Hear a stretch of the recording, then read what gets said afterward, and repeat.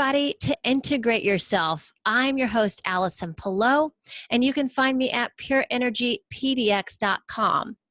Today, I am so excited. I'm here with a wonderful guest, Kimberly Nelly, and she is based out of Hawaii. And I actually met Kimberly through Paul-Chek, who connected me with her. And because I was really struggling with some stuff that we'll really get into today, dealing with motherhood and the birthing process and the trauma around that. And so he connected me with Kimberly, and we got into a really deep discussion. And it was so powerful that I just said to Kimberly, you've got to come on my show. We've got to talk about this because this is just really important information. It's something we as women all need to acknowledge to really get into a healing mode so we can embrace motherhood and really become our best selves and become the best moms we can possibly be. So Kimberly, welcome to the show. I'm so glad you're here, and I would love it if you would share a little bit about yourself with everybody, our listeners, or my listeners, and yours too. Yes. I would love to share. Yay. I'll try to keep it concise, but No problem. basically I embarked on motherhood about 11 years ago, and I knew absolutely nothing about pregnancy and motherhood. I, at the time, was already a personal trainer, and I was trained and through the Chek philosophy. So I felt pretty on board with the physical aspects of the body and holistic nutrition and whatnot. But I thought I was just going to go to the hospital and give birth like the way that I knew of. I didn't even know there was really another way or the choices or anything that was out there. And I was fortunate enough to have a partner, my husband at the time, who was like, absolutely not, who he also is a Chek practitioner. And he's like, no, we're going to have a natural birth. And I was like, whoa, what's that? That's where my journey began. And I actually went and what did I do? I went to go see a midwifery birth center, and I fell in love. I walked through it. It was just this house that was converted into a little center. And then there was a separate house that was a birthing house. And I instantly was like, not only do I want to give birth here, like I want to study midwifery. And they just happened to be enrolling new midwifery students at that time. It was January of 2008. And I just was so fortunate because I had the chance to live natural birth over and over and over before I gave birth. For 6 months, I was in the school before I gave birth. And by the time I gave birth, I was so excited to give birth because it now became, this is just a natural thing that happens and women do it. And it's amazing. And the first birth I saw that I witnessed, like I was just crying uncontrollably. I was supposed to be like keeping time of when the baby was born. And I just was like, and they're like, time. And I'm like, Right. I can imagine. It's a very emotional time, right? Oh my gosh. Yeah. And I was just witnessing it for my first one. And I realized the power and beauty. And I had never witnessed any other birth. So that was my only experience of witnessing a birth. So, I mean, that inside of me was just like, this is incredible. This is just magic. Like this, I'm so excited. I can't wait for my experience. And so when I went into labor and gave birth, it was a beautiful, everything I could have asked for. And yet at the same time, I remember after giving birth, the first thing I said, I turned around and looked to my husband and was like, we are not doing this 7 times. Because we're like, oh, we're going to have a big family. Right. And, but you do have 4 kids, right? Yeah. So, for some reason I keep doing it. No, it's amazing.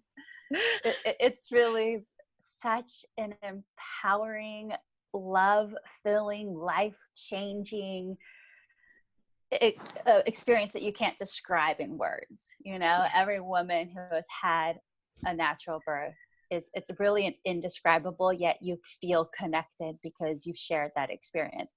And sometimes it's easier than others. It doesn't mean they're always easy. It doesn't, like there's very difficult times, but there's definitely a difference. It doesn't mean that giving birth in general is not a powerful, transformative moment, because you're definitely moving from being a single entity, like carrying a baby, to a mother. Like you're making a transition no matter what. Right. So they're both very powerful, but there's definitely a huge difference when one does it naturally. So yeah, that was my initiation into motherhood. And I call that my physical experience, where everything was really about physically learning about birth and my nutrition and all of that. And when I got pregnant with my daughter 3 years later, well, actually 2.5 years later, it became a spiritual journey for me. And it wasn't even really that like I asked for it. It was just kind of the direction my life was going. And I started joining women's circles, and we did dream circles. And Mm. that's when I learned how to really connect to my baby inside of me intuitively and spiritually. And she guided me to Hawaii while she was in the womb to be with the wild dolphins. And I ended up doing a documentary on our birth. It's called Naya Journey into Life, and it's on YouTube. And that was just really, again, like I didn't plan to make anything special out of it. And it's just this homemade, sweet video. And I didn't realize how transformative it was for so many women, because it really shows birth in a different way than what 99% of the population sees when they're looking for birth or information about birth. Yeah. So that journey really just opened up my heart. And that birth, honestly, she just birthed herself. It was like the most amazing. I didn't even have to think about it, and that That's definitely, I amazing. was like, yeah, that was my spiritual journey. This is like, that's how I knew that all of this is for real. Like you can communicate to your unborn baby, and your baby can communicate to you, and you can talk. And Which you just makes have to. so much more sense, right? Because that baby is a part of you and you're a part of the baby, and that's nature, right? And having Kimberly. Sorry. Okay. All right. That's okay. All right. um It just and, said low battery. oh, okay. Are you good? All right. Yeah. I'll plug it when I need to. Okay. But I was just thinking, as you said, it was so you had the birth with the dolphins with ease and in the water. It's just, I kind of feel like that makes sense because, you know, it's such a natural thing, like you said, birthing, and it should feel that way. I mean, although it doesn't always, it's not always that, but like you and I talked about with my experience, but, Yeah. but I think that, of course, the environment, being like what we see mostly with, which is women in birthing in a hospital, and it being painful and it really, really being hard. That's kind of what we see mostly, right? With birthing. And we never really see the other options, I guess. And no matter what happens, I mean, it's all good. It's all, your journey, but there's usually not any other Yeah. perspectives there, I think. So it's wonderful that you offer that. Yeah. Yeah. It was definitely magical. And after that birth, I just assumed every birth would be like that. Right? Yeah, Like, right? yeah, I got this down. Like, I Right? know how to have babies. And so 3 years later, I'm pregnant with my son Pi, who's now 3. And I think I got it together. And yet then I went on a whole nother journey where with my daughter, everything felt, all right, this is what we're going to do. I got it. Following my intuition, no problem. And everything just fell into place. With him, everything felt out of place. Mm, So I got really sick. I couldn't be in right. the water, which was like my home. Like I couldn't go swimming. I Yeah. got vertigo. Then I had to move out of my place. And then my grandfather died, and I went to California to go to his funeral. I ended up not even coming back to Hawaii. Oh, I wow. ended up in Miami. Like it was so much unknown. I was really just sitting in this unknown and like still being guided, but like I didn't have anything firm and concrete of like, this is our journey, like how it felt with my daughter. So it was a Right. real surrender of like, why am I ending up way back in Miami where I never wanted to be again? And it was to rekindle what I learned later was to kind of rekindle a friendship with my ex-husband. And he ended up being at the birth of my Oh, third. wow. and, um, and again, so my labor started totally different. My water broke. I didn't have contractions for like over 12 hours. I knew I was on the time clock now. I'm like walking around Miami in the city, over the bridge to the beach. Like my water is just gushing out of me everywhere. Oh my And I'm goodness. just like, what is going on? And I go home and I'm like, okay, I call my midwife. Okay, the baby's coming. I know it's coming. She comes, she checks me. I'm like 9 centimeters. And I'm like, all right, everything's going. And then this pain just kicks in. Like I had a train stuck in my pelvis. And I was like, oh my God. So I basically was like complete for 2 hours and like so much pain. And I was like, Man. all right, I got to go to the hospital. This baby's not coming out. Like I'm Right. going at this. No one's stopping. I just need an epidural. I'm going. And that's what I did. And as soon as I got to the hospital, I had to wait another 2 hours for them to give me the Oh epidural. And then he gosh. slid out, not slid, I mean, I had to push him out this Yeah. way, but in like 15 minutes. And he was 10 pounds, 10 ounces. And I Man. was just like, wow. And there was a whole lot building up to that, about, Mhm. you know, who do you have in the room when you're giving birth? And a big thing was I had my mom there who I refused to have at my first two births, but I was like, okay, I got this. My mom can be at this one. I'm going to help her. She really wants to witness birth. And it goes back to you have to take care of yourself during birth and not think of others. And as soon as Oh. you think of others and you're worried about them or their energy, so anyone who's in their room, their energy also affects your energy and it affects your birth. And my mom was nervous, Mm. scared, praying, all these things. It wasn't like this loving, nurturing Mhm. experience, So I'm not blaming that on her, but it definitely was the energy that was in the room. And I was so tense and I couldn't relax. And so I was like, okay, I have a lot to learn still, like birth Right. isn't just every experience is a learning experience. And like reminded me how important it is for the mother who's giving birth Mm. and for her to have all of her needs met. And even if it's hard on somebody else, that she still needs to be in her own, like in herself. She needs to know what's right for her, and everyone has to be okay with that. Mm. And that's hard. Yeah. That's hard for a lot of women. I mean, It that's is. one of Yeah. the hardest things for, especially if it's a partner or a family member, like Right. how do you gently and kindly say like, no, thank you.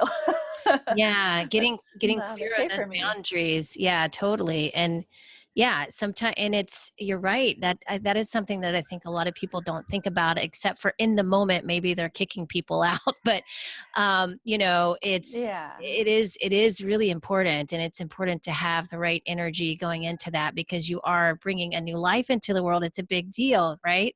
Yeah. And it's big for your health too. And so, you know, um, that kind of is a segue into like the whole birthing trauma thing and how women do experience that, but it's never really talked about. Um, and for me personally, I had a really hard birthing process the first time with my first child. It was 24 hours. I didn't, uh, let's see, what's the word I'm looking for? Open up, like I took very long the word Dilate. dilate. Thank Dilate. you. Yeah. I took really long to dilate. And so it was just like waiting, this, of course, terrible pain, feeling like I was being stretched in two different directions. And so for me, like the whole experience was very physically exhausting, but also um, challenging. Are you still there? Okay. But also Yeah. physically Sorry. Yeah. challenging. That's okay. Uh, because, because I had been so much in control of my own body for so long, being a high performance athlete and thinking, hey, yeah, I got this. This is no problem. But really being thrown off, like you said, on your second, and then almost being in a state of shock at the end of it, and not even being able really to connect after all that physical trauma of. So that's kind of what I talked to you about. And do you Yeah. find that other women kind of experience it that way as well, and how do you help them with that part of it? Yeah. I mean, the amazing thing about birth is that it is different every time for every woman. So you can have extremes like your case, which even still isn't the most extreme, but Right. all the way to, oh, my baby just popped out. And yeah, a lot of it is not talked about. I mean, especially in natural birth, because already there's so much pressure on a woman or controversy about women wanting to give birth at home or give birth naturally. It's become this like stigma of like, oh, you're trying to prove yourself, or why would you want to be in that pain, or that's not safe, or so Right. already a woman is kind of fighting the culture, our norm of giving birth. So already it's like you're already kind of maybe doing the wrong thing. Mm. And Yeah. then on top of that, if you have something that's not like of ease or of like the ideal birth, it's kind of like, oh gosh, I don't want to share that, because they're going to be like, oh, I told you, you should have, just had that epidural, or you should have just had the birth in the hospital. And what is then taken out of that is that birth itself is, it's a spiritual experience. It's Mm. not just about giving birth to a baby. Like everything that happens in birth, everything that comes up physically, mentally, emotionally, spiritually, is for a reason. And it's for our journey. And when we numb ourselves to those experiences through drugs, through interventions, through whatever it might be, we're numbing ourselves to life's experiences. We're numbing ourselves to our opportunities to learn and grow and understand ourselves and the world, the spiritual realm, whatever it is, in a deeper way. And we become then more disconnected to one another. And we keep creating Yeah. this disconnect instead of unity and connection. So women become afraid to share because of judgment, and maybe they did the wrong thing or they could have done something else, until you find that like small percent of women who are open and willing and trust and in the birthing process and what happens and doesn't happen, because birth is a matter of life and death for both Mm. the mom and the baby. It's not just a common surgery like a C-section where, yeah, it still can be life and death, but they have it systematically done and it's, super safe these days. And it removes vitality. It removes the magic from birth. It Yeah. removes the unknown. All of these things that we have to experience in everyday life. But like you said, the control factor. So we've become so in our culture wanting to control everything in our lives that anything that comes in that kind of like takes us out of our control bubble, we're unable to deal with. And Yeah. it creates stress, it creates sickness, it creates people who are dependent on their medications, it creates discomfort. But if we can start off birth by birthing our babies in the unknown state of trusting of what is happening, then and then our no matter how our child comes out and we're able to trust and love and surrender to that moment, is then we've already set the foundation of trust, of love, surrender, and that it's okay. And for Mhm. some it's hard. It's such a touchy situation because like, well, is it okay if your baby dies? Is it okay if you die? Is it okay if something goes wrong? Is it okay? Is it okay? Is it okay? When it comes down to it, no matter where you are in the world, in a hospital, at home, in a different country, when you give birth, it is still an uncontrollable process. The Mhm. difference is in the hospital, they try to control it. And even there, they don't talk about it, but there's lots of birth traumas in the hospital. There's lots of deaths in the hospital from childbirth. All of these happen even in a hospital, sometimes even greater Mhm. than at home. So we have to like get away from this stigma of one is safer than the other, or one is better than the other. and come down to the core of what actually is birth. What's the purpose of birth besides a baby coming into the world? How do we want to bring this baby into the world? You know, like why are we pregnant? Why are we giving birth? Why do we want to have kids? Like a lot of people sometimes don't even know those questions except for like, we want them. And then it's like, well, how do you want to raise them? And what world are we living in? And do you want them to be in this world? Are you happy with the world you're in? Are you happy with the way you're living? Are you happy with yourself? Like, is that child there to fill gaps? I mean, this could go into a whole huge thing, oh my you God, know, yes. but there's so many there's so many incredible questions there, because I mean, I did ask myself those questions before. I just knew I had a strong desire to have kids. And, you know, it was, I think all of us could probably, you know, just really dig deeper to ask that, because you are bringing a human being into the world, and it's a big responsibility. But I don't think you want to get lost in the overwhelm with that either. You know what I mean? So there's a balance, right?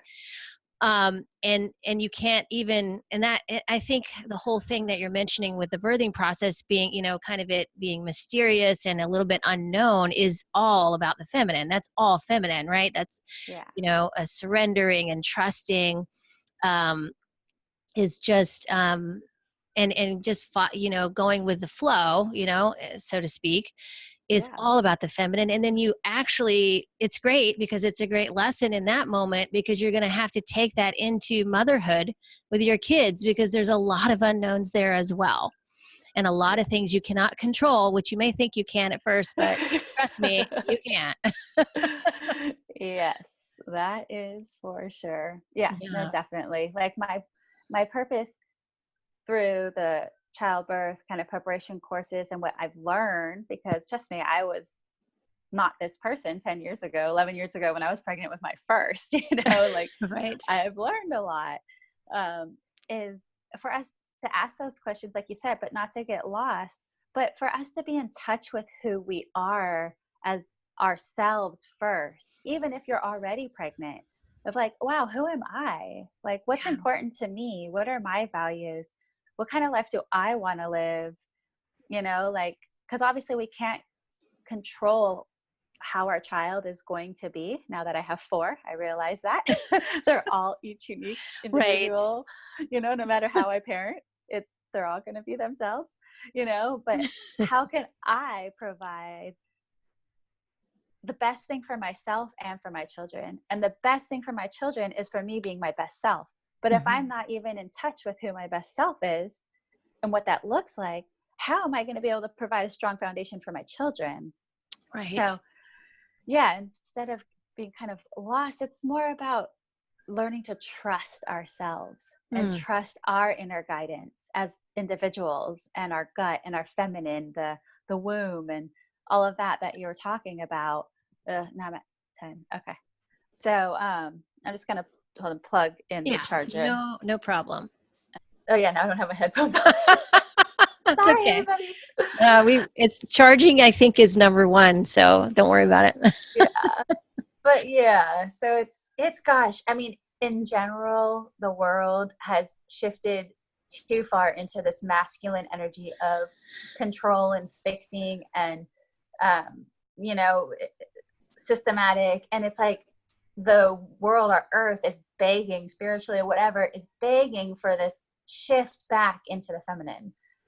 And that's what I feel is awakening within so many women right now. I think it's really alive more now than ever, or either that it's just more alive in me now than ever, and I'm, you know, like recognizing it in others, and that the magic and the trust and the connection to everything it starts with us, you know. And so yeah, that's my big passion, especially during pregnancy, and because you're more open and you want to learn more. And you want to have a healthy child and be the best mom you can be, right? So it's absolutely the best time to question things. Yes. And I think that, you know, like we said, it's the best time to connect with your feminine, especially if you haven't before. But with that goes understanding the feminine and understanding what that is really, and a lot of it is just, it's um kind of being that chaos in a container, right? In a way. And it was really hard for me to understand until just recently. Actually, I've just now begun to understand really the feminine energy and how I can use that to uh, in my life to really to connect with myself better, understand myself better, and the way that I really can navigate the world. But I feel like you said, like we kind of live by default in a more masculine energy kind of world. It's not a bad thing. I'm not saying that as a bad thing, but it's just kind of, what we're taught. That's kind of how we're taught to navigate, especially in my circumstance as a young athlete. That's just how I learned. And that's totally fine. But I never really learn the other way of being. So I think, like you said, like pregnancy will teach you that. Being a mom will teach you that. You really have to surrender. And what I found was part of me really died during that time. And then because I became a new person, I had to find myself again. And I really, because what I could do before wasn't really working. I couldn't do it the same way. I couldn't just push through life anymore and just, I'm a doer, but I didn't have as much energy to do that kind of stuff anymore. I had a lot more going on. So I had to figure out a new way to be. So I think that could be the case for a lot of women as well, going through this process. But with that, maybe, acknowledging that and realizing that instead of criticizing ourselves for not being able to do as much as we could or the same way we could before. Yeah, no, I mean, that's a huge part of transitioning to motherhood, especially as a first-time mother. You really don't know how demanding being a mother is, yet how rewarding it is. But even just taking a shower for a lot of Oh yeah.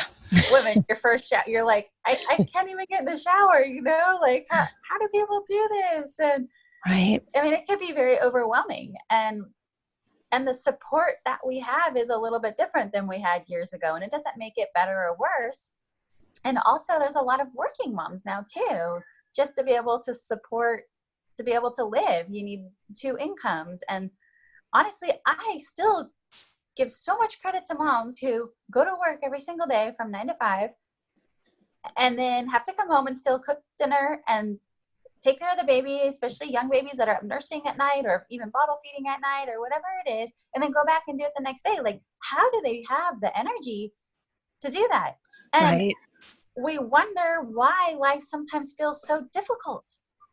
And it's easy for me to see it on the outside now that, like, I can just see it.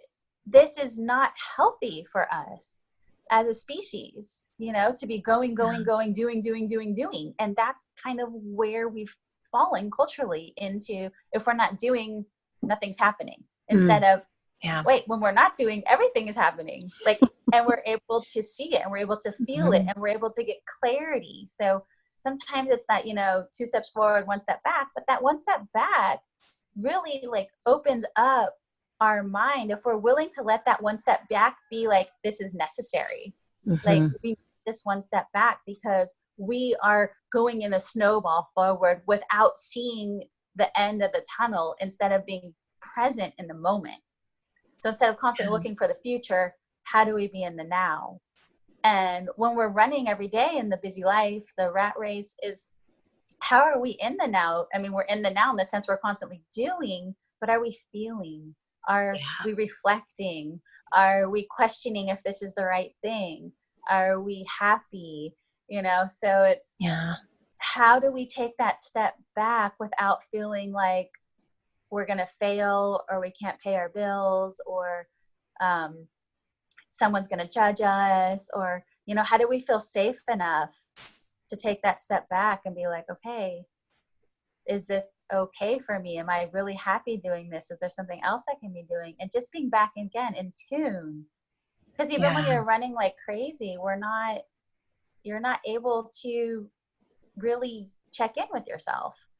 Because and when you have a baby, it's double that, Absolutely. like, because you don't have the time when you're there, you're taking care of your baby. You know, it's love and nurturing and it's wonderful, but it's a nonstop thing. So how I really like to learn for myself and helping teach others of that it's not only okay, it's necessary to take time for yourself as a mother, even if you have a newborn, Yeah. even if you think that your life is so crazy and you can't, that's just your own creation in your mind, you know, Mm-hmm. like, because I've been there. Like, I lived that, and I ended up in the hospital on my deathbed after 2 kids, Wow. and really was like pulled back to, okay, you have this month now, you can't. I was basically paralyzed and I couldn't talk. Of, you're not living what's important to you, you know, you're not living your purpose. And I had to tap back in and learn and choose to live, and then choose to live in a different way and take huge risks into the unknown. Mm-hmm. And trust. And it's challenging to do until you're sometimes facing it right in your face. Yeah. And so it's like, how can we help people before it's right in their face? Yeah. You know, to take that it's safe, like just for someone to be like, it's okay. Like, okay, I got you today. I got you for this hour. I got you for this 10 minutes. Like, go do what you need to do. Yeah. And part of, again, is that awakening of the woman, the feminine, and feeling like it's okay to ask, you know, like it's so hard. Yeah. We're such givers as women. We give and we give and we give. And then we're like, okay, I'm starting to get worn down, but I can't say anything because I have to keep going. I have to keep going. I have to be strong. I got to take care of this and this and this. And if I don't, no one else is going to. And it's like, Right.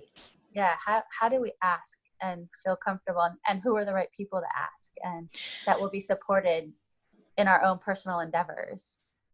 Yeah. And I think you just think about that first, and it's the feeling part I think is so important. Like you mentioned, and that's a big part of the feminine too, is the feeling part. Like if you're always doing and you're always trying to kind of have your blinders on, like the snowball effect, like you said, you just really lose that feeling aspect of your life. And then it's really hard to tell actually at some point, you know, what is, like, it's hard to follow that intuition as far as like, who can I trust to do this or help me out? Or, you know, or maybe just getting to the point where you're asking for help, you know, and you are able to receive that because you're giving all the time. Maybe you can't, you know, you don't know how to ask, right?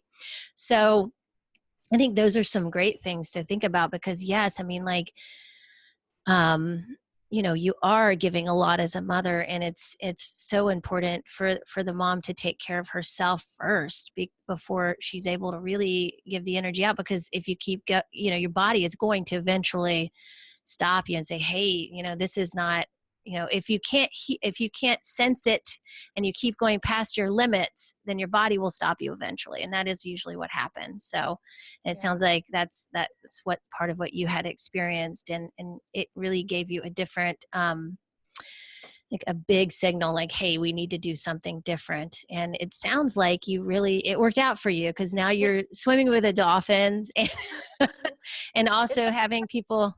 What's that? Yeah, it definitely worked out for me. Yeah. Life is magical, and we have to trust in that magic. And it can be very challenging for many, especially those who feel like they've had a very difficult life, you know, and a Mm-hmm. lot of hardships. And it's just having certain people around. You don't know who those people are. They might be people who are in your life. There might be new people coming into your life. That helps kind of reawaken that magic inside, and that excitement and motivation to tap down deeper into who am I and what excites me, you know, and what is it that I want to do and how can I do it? And especially as a mother, because we're kind of, you know, we're trying to play 2 roles now as mother and, well, many roles mothers play, but especially if you're a working mom and a mother, it's sometimes challenging to maintain who you are as yourself, as a mother, as a being, as a person, as an individual. Yeah, it So absolutely it's all is. it's the passion. You lose your passion a little bit for yourself and your own dreams and aspirations and creativity, I think, when you're doing, and I think that maybe that is the signal too, that you're doing too much and you're not giving yourself enough time when you do feel like you can't connect with that anymore, possibly. Yeah. Yeah. I wanted to ask you a question, Kimberly. Is that kind of how you help people in your primal birth program? Because I was really curious about that. And it sounds like you're bringing in the sounds like you're bringing in the goddess archetypes in there with the birthing process to help women, get make it, I guess, a much more understandable, purposeful process and enjoyable as well. Yeah. Yeah. It's called Primal Birth the Goddess Way. So it definitely gives all the information about birth and labor and delivery. It gives you all of that information, but I also focus it on mindful meditations and for women to tap into and trust. Like for some people, they might not even know what that is, or maybe it sounds familiar. So it's really like a guidance of for them to relearn how to trust themselves just by simply going out in nature more often and Mm-hmm. walking around with your shoes off in nature, going into the water. For me, I feel that when we connect more with nature and that intuitive process, just being in nature, like even like put your hand on a tree and see how you feel, or now put your hand in like little steps. Now hug the tree or feel the tree, put your heart next to the tree, see how you feel, or even maybe ask the tree, like, is there anything you want to share with me, and kind of building it up. So it's not just like the first thing is like, go hug a tree and see what the tree says to you. Right. Yeah. It's that cliche, kind of a little cliche, right? Yeah, because Yeah. there is direct feedback when we're in nature. Yeah, there And is. Yeah, for once sure. we have that experience of the direct feedback, then it's a lot easier to trust the process because we've had that experience. And it's much easier to trust in our own experiences than trusting in someone else's experience or trusting in someone else's words, right? So once we have that, then we can build upon that and trust in ourselves more. And we can trust that, yeah, that tree did tell me this. And then 3 weeks later, you have this experience and you're like, oh my gosh, that's exactly kind of what happened when I was with that tree. And once you practice that along your journey of pregnancy, when you're in birth, you're able to trust yourself instead of giving birth to anyone else who's in the room and being like, what's going on? What's wrong? Or Right. how is this happening? Or what, is this okay? Or is this right? But instead of being like an extroverted experience, it becomes a very deep introverted experience where it's like, okay, I'm feeling this inside. Maybe I should move this way. But you're just speaking to yourself.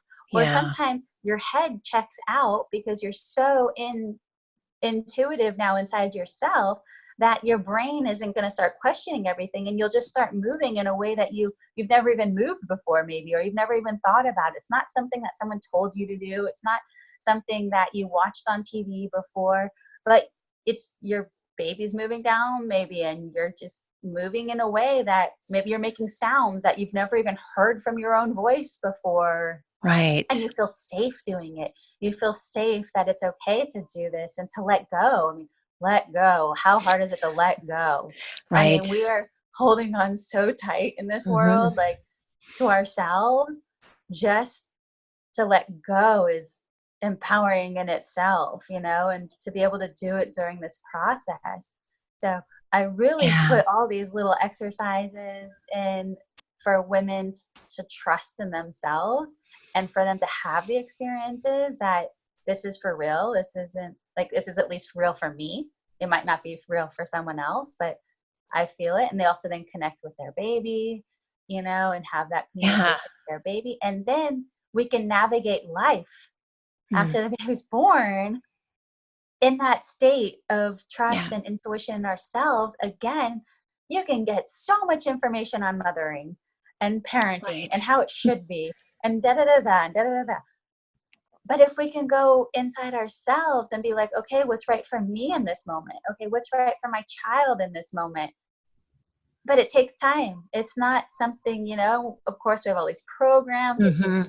goes so deep, like of how deep it can be of how we were parented, and we don't want to be like that. We don't want to be like that. But even if we just trust in ourselves, again, we're already making that shift out of what has been done or what people are saying should be done.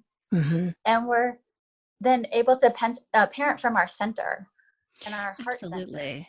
Absolutely. I So, think that's huge. And like, I mean, I think that's a big deal.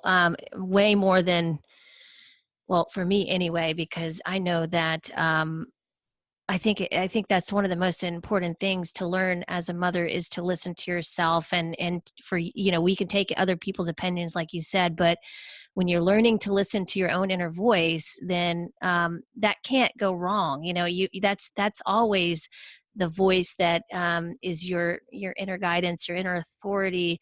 And then I think when you connect with that, you can also connect with your child's guidance too. Like when what I've experienced is I'm always feeling like I'm tapped into helping them go in the right direction for them, like what's in their best interest, not what's in my best interest, but what I feel like it's in their best interest. So that is because if you think about it, you are kind of representing them for a while, too.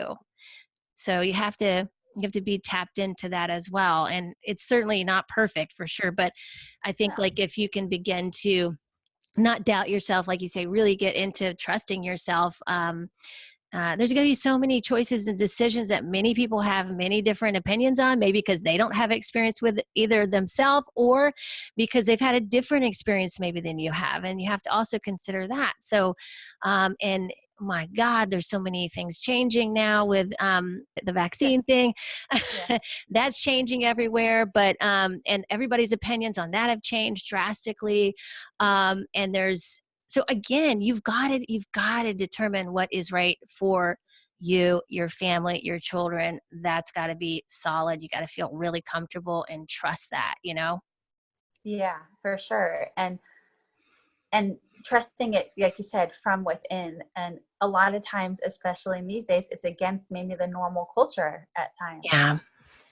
and again, I feel the culture is shifting, and like there's so many controversies right now, like you said, So many. and so it's a beautiful time. At the same time, is that there is so much in the air there, things are starting to crumble of what is mandatory, and they're trying to hold on so strong about trying to keep people in this box, Mm, that yeah. again, the control. And we don't function in a healthy, vibrant way in a box. It's Right. proven. Just look at the statistics of disease, sickness. Childhood disease is skyrocketed. 1 in 63 kids have autism right now. Like that's just crazy. Obesity, ADHD, asthma, Right. cancer, Autoimmune. autoimmune, all Yeah. these things that really didn't exist 100 years ago, even Yeah. less. I mean, autism was totally, it wasn't even heard of when I was a child. And I didn't know Yeah. anybody with autism. Me either. Yeah. Yeah. So obviously the way that we are as a culture living is not fulfilling our needs as beings. And I believe things are shifting and changing. And that's why we're having all of these epidemics. It's because it's forcing change. Just Mm. like the hospital experience for me forced me to change. Well, we're forced to work with these children in different ways. We can't just put them in front of a screen and go to work and come back. Like they need direct one-on-one attention and contact. So it's forcing reconnection. It's forcing us to reconnect. I'm not saying it's a good or a bad thing, but it's causing change. And Yeah. so I believe in change. And if we're able to see it as a positive thing of like, wow, I maybe, and it can, for people who have children with autism, I know it's not easy. I've worked with lots of families that have children with autism. I know it's a financial burden in many ways, but there's also like the blessings too in that, and how Mhm. it can restructure an entire family if they're Yeah. willing and able to see it is for what it is, because you can't change it. Yeah. Right. And so yeah, it doesn't make it easier by any means, but I believe there's purpose in it, and a bigger picture, purpose in Mhm. why all of these things are happening, and things are kind of bubbling and tipping points, and all of this is going on. And it's a really interesting time to live, but it's also, I feel like, a really fun and interesting time that gives complete permission to like be your authentic self, Yeah, that's so like, true. Yeah. because these things that have been happening are proven to cause this world that we're living in, especially in the US, this very unhealthy state of mind and Mhm. physical being and health and vibrance.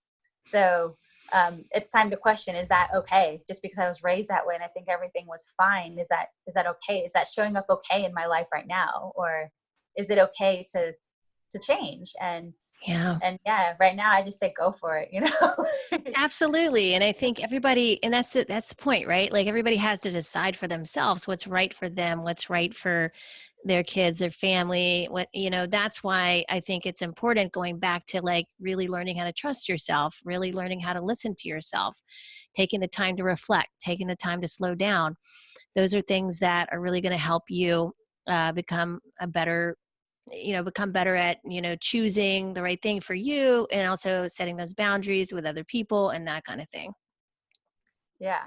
Yeah. Yeah, and it's fun. It Yeah, actually it really is is actually. fun, Yeah. and I think so many people have lost the fun out of life, or even motherhood. It can be really draining and life-sucking, and like I said, it's just so natural for women to give. And then again, like, Yeah. women don't feel comfortable speaking about it maybe, or that they shouldn't complain, or so who, again, where is that safe container for women to feel it's okay and safe to share their truth in that moment, and that Right. they're not going to be told, oh, you're fine, oh, you're just depressed, you can just take this pill for it, oh, that's just how life is, oh, like, Yeah. that's what a lot of people are getting fed, so how do we find those outlets for Yeah. women to feel safe to share? And now I love the idea that we have internet for so many reasons, and of course, again, there's the whole other side of the drawbacks of it. So much. Yeah. But if you don't have that community maybe like right around you, you can even just do a Google search and find these, Yeah. online support groups and women's groups and mothering groups. And there's so much out there now that there is that ability to find the help or the outlet that a woman may need for her to help find her power again, and power in like a loving, empowering way, not power over, Right. and Right. the feminine power of feeling alive and vibrant and healthy and caring. And there's so many roles and archetypes of a woman and what she resonates with, and just what brings that fire back inside of her to live and be passionate. So Yeah, yeah. yeah, absolutely. I agree. And that, like you said, that it's so great that we have these resources. I definitely didn't have that when I had my kids. But I did have, in my community, we had some mothers groups that we'd meet at the park, and I'm sure those are still around. And Yeah. also women who brought me meals during right after birth, and really helped for a couple weeks after that was really great. So if you have a community that you can reach out to that also can support you that way, but as well as if finding maybe a community online, as it would be helpful as well. But whoever you can reach out to find that support, I think is really important, to even just be acknowledged, and someone to talk to just listen is huge. It's a big deal. So um, and it can really create a lot of healing in as a mom, I think. Because you're really not, when you have young kids, there's not really if you're just there by yourself, they hear you, but they can't talk back to you all the times.